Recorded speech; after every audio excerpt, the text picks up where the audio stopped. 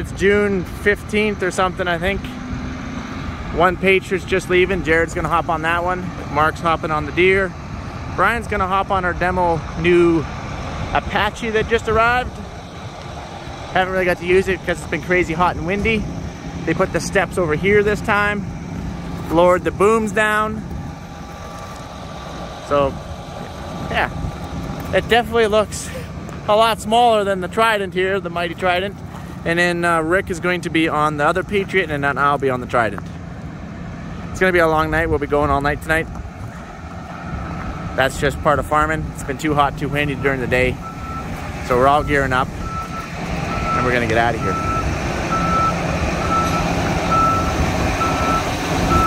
All the sprayers are loaded. We got our dash system over there, you'll see later. It's loaded, ready to go. We got Jethro loaded up, heading to another load station. We have 3 sprayers in Lentils and 2 sprayers in Durham. All right, enough talking, let's get rocking. Ready to go, Rickles? Let's go. It's gonna be a long night, buddy. Oh yeah. There's Brian. Whoa. He's looking at me. He's like, what are you doing? What are you videoing me? Anyway, it's gonna be a fun evening. We're looking forward to it. We love what we do, you guys. Yeah, we work hard. We didn't sleep. We still work today. We'll work out tonight, and then we'll sleep tomorrow afternoon all the way, and that's just what we do. 30 hours, 36 hours, that's pretty common around any farm. Once you start breaking in the 40s and 50 hours, okay, that's probably a little bit more rare to just a few farms.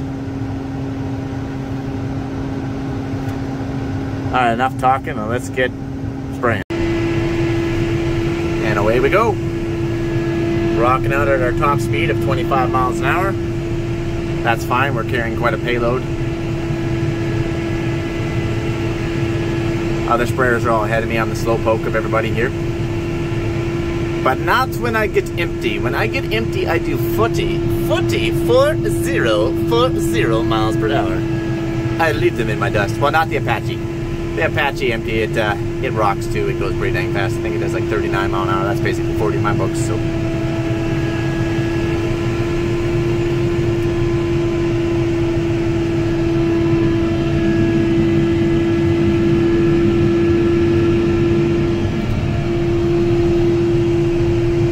Be a beautiful evening.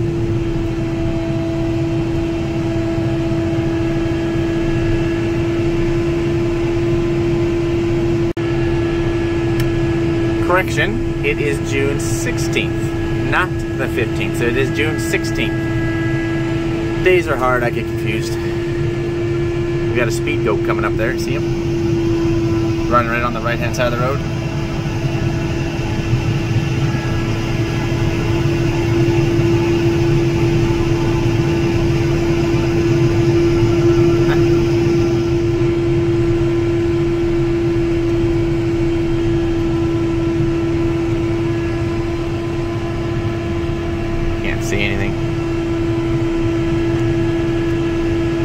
Guys, we just got to the field.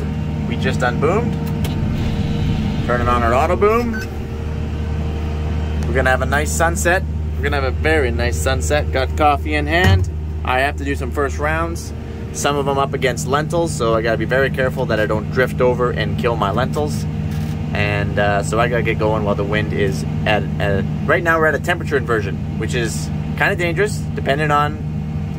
Sometimes a little breeze is a little bit better because a breeze, you can at least see where it's gonna go. Temperature inversions typically happens in the evening and the morning, and it turns dead calm, and then sometimes your chemical can float away up to a half a mile away. But I haven't ever had that issue.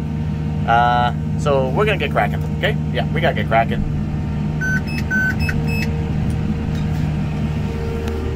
And I gotta have 2 hands for this. This is challenging.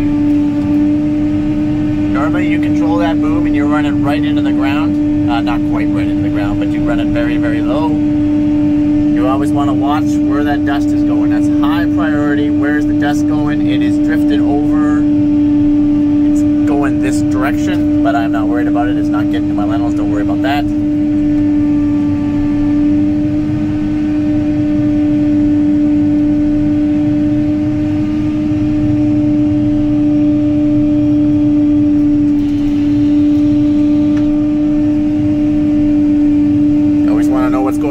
boom. Okay, let's adjust our pressure a little bit here. Okay, we're gonna, pressure's at 45. I'm happy with that. Let's go to 40. 40 pounds pressure. Perfect. So Mike, why would one drop their pressure or lower or raise their pressure? Well, by doing it, you can actually change a few things. One being your droplet size. So obviously, if you were running 60 pounds pressure, those things are going to pulsate way faster, and it's going to increase. It's going to upping your pressure is going to make your droplet size smaller.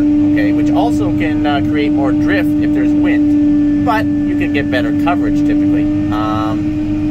There's a whole science behind what type of nozzles you have on. And all that, because you can get different nozzles for really small droplets. Typically the smaller the droplet, the better the coverage. You know, you can hit it 10 times like a shotgun versus one shot with 22 or something, you know what I mean? But in saying that, in the spray realm, the smaller the droplet size, the easier it is. It's going to drift away and just take off, or it's going to hover if there's an inversion, and so on and so forth. So you kind of got to find that fine line in that middle ground, you know what I'm saying?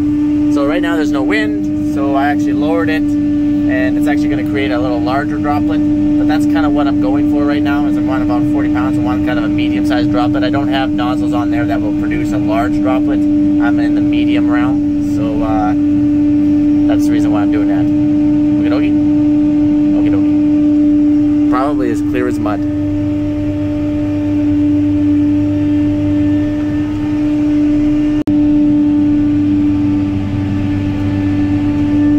So the field that we're on here is 640 acres, represents, and just for clarification again, 640 acres represents 4 quarters. Each quarter represents 160 acres, and this particular field is 2 miles long. Okay.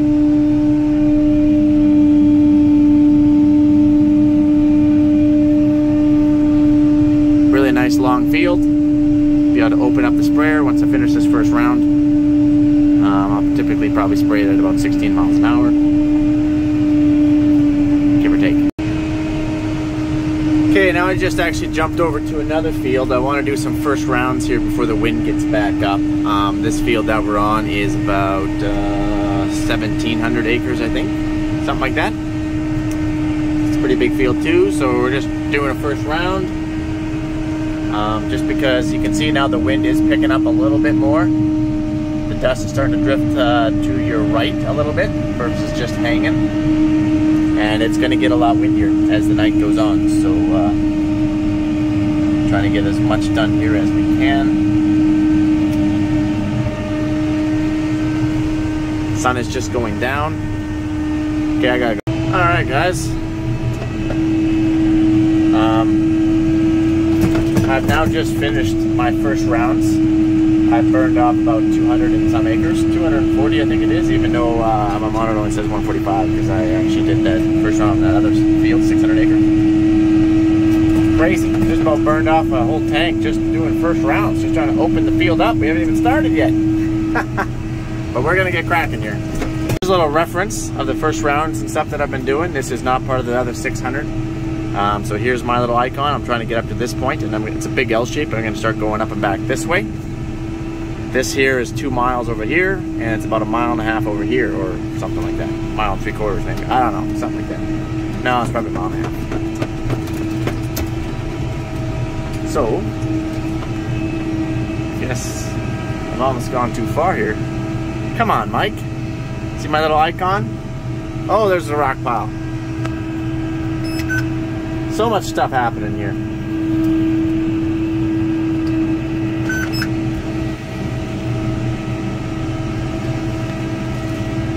Okay, I'm gonna go. I don't know what I'm gonna do here. I don't know what I'm gonna do. I'm gonna drink some coffee. That's what I'm gonna do. So obviously we found where we were, and we're spraying up a storm here. The low jib's back up. There we go. We're here. Going up and back.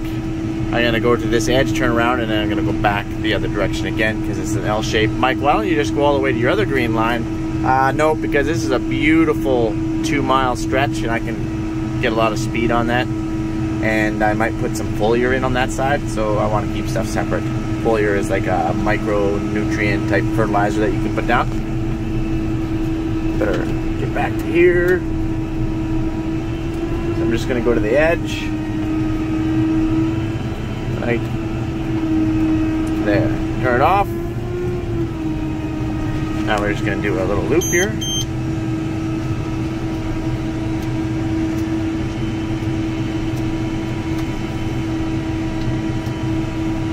So when we're spraying just broadleaf chemical, we drop our rate back down to about 7.5 gallons an acre. And then when we're spraying both grassy and broadleaf for both the full meal deal package, then we're up to 10 gallons an acre.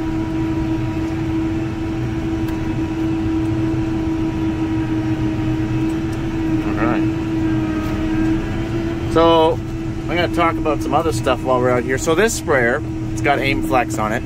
That's what they call it. And I think the Apache has Hawkeye. It's all the same stuff. It's a PWM sprayer. John Deere has a PWM sprayer. It's all the same stuff. Everyone puts a little different name on it. So what that is I think I've shown you before that these things pulse, right? I think I've showed you that. And that's basically to help control your drift, so they say. And with that pulsing action, when this boom slows down, when you're going to go around a rock pile or something out there, the other boom's going about 100 miles an hour, right? Where this one slows right down. So the other side, it's compensating for the speed. So it's really applying going around that 100 mile an hour, which it should. And in this little sucker, it's basically right to a stop, right? Because you're going around a power pole or a rock pile, so it's pretty much to a stop. So it's compensating for that as well. So this side over in this corner is going, you know, trying to put the least amount of chemical on without fully just shutting right off. The other side, on this side, going around the rock pile or a slough or whatever, it's like, excuse me, Mike, you should never, ever do that again. You're right, I apologize, didn't mean to freak you guys out. So anyway, it's like pulsating like 100 miles an hour to the point it's not even pulsating anymore. It's just a constant stream, right? And then this one's pulsating very aggressively over there. It's like, well, anyways, these last few years, yeah, now that you guys get the idea. These last few years, I've noticed a lot of misses, I should say, a lot of misses with the PWM system. It's really frustrated me. In fact, I actually went out on a mission. Yeah, can you believe it? I actually went out on a mission, and I went to some other fields from other farmers in the area and not in the area, and I get right in the sunlight. No, I don't go in their fields. I just get right in the sunlight and kind of look off on the edge of the ditch in my truck, or maybe I'll stand on my truck or something, try to get a bit of an aerial shot, and you can see the pulses from them as well. Now, maybe they've noticed it, maybe they haven't, I don't know, but it really bugs the crap out of me. So I'm going to try and find some. I can see someone right here. You guys, it's always angled to see if you guys can see this. It's really hard to see. I'll try to find some really aggressive ones for you guys. Aggressive ones, why would they be more aggressive than others? There, you can kind of see some. No, you guys aren't going to make that out. I'm actually going to have to stop probably. It would be most aggressive, say, when you're pulsating really slowly, like, because your crop is like, so it goes up and it goes down, it goes up and it goes down, it goes up and it goes down, it goes up and it goes down, right? You guys get the idea? Obviously, when it's in full rocket mode and it's just one consistent spray, you don't ever see it. But at the end of the day, even going down the field, these things are pulsating, and they're supposed to pulsate really fast, and I get that. But you can still see it, especially when you slow down that boom and go around something. And it really bothers me, and I'm going to upload a bunch of photos to Patreon so you guys can see it. Very, very evident photos. I'll try to find something even somewhat close to that out here in this field. But it really bothers me. And I'm contemplating maybe going back to an older school where you just had your rate controller. Now there's pros and cons to it. Now you don't got your turn compensation, you don't got all that fancy dancy stuff. But I don't like to see misses. Okay, so I found a minor area where you can kind of make it out. I've actually backed in on an angle to get the exact same angle as these misses. So hopefully you guys can make this out. Can you guys see that? Can you guys see where it's green, not so green, green, not so green? See the little rows? See those little rows right there? That's it.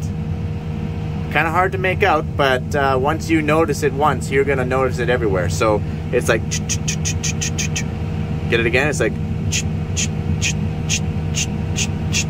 see that? So what that has done is it's just about, it's over applied right in here. And the reason why this is so noticeable is because this is durum. Like this green crop out here, what I'm spraying is durum.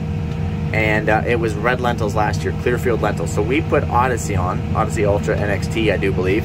And that is registered for Clearfield lentils. And we put 10 gallons an acre on, which is the recommended amount of water. We've done everything right. But there's this chemical called Pursuit inside that Odyssey.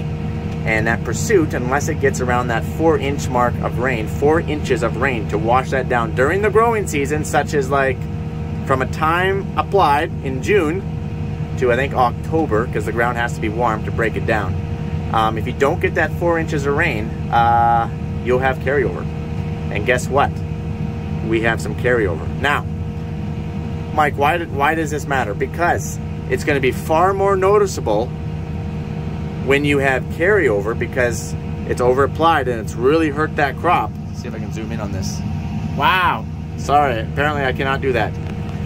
It's really hurt the crop, and in places it's actually killed it. Okay, it's killed it right in there.